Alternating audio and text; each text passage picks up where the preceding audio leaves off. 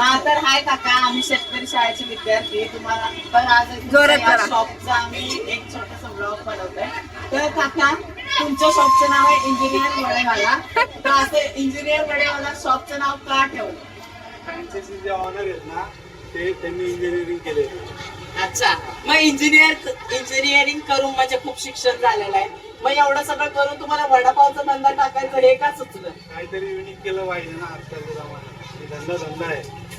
Job करून काय भेटतं, त्यामुळे त्यांनी धंदा स्टार्टअप केलं, एक छोटंसं दुकान टाकून.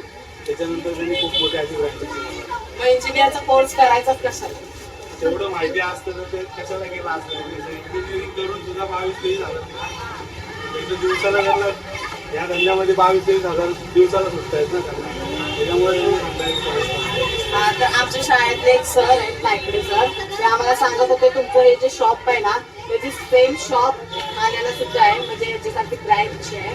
तर ती आहे का खरं रिअल मध्ये? ठाण्याला आहे, कोपरखेरण्याला आहे, कल्याणला आहे, डोंबिवलीला आहे, दहिसरला आहे, पवईला आहे. अजून असे म्हणजे बरेचसे जागेवर, पुणे, नाशिक, औरंगाबाद, बरेचसे जागेवर, सातारा, कराड या साईडला.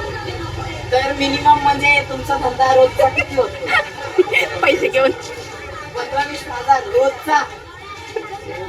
या तुम्ही पण या इथे इंजिनियर वडापाववाल्यांकडे विजिट करा, वडापाव खावा. गाईज बघू शकता तुम्ही, एकदा या Visit करा. विजिट करा आणि प्लीज आम्हाला सुद्धा भेट द्या. तर थँक्यू, तुम्ही एवढं फोन करण्यासाठी दिला. ठीक आहे, थँक्यू.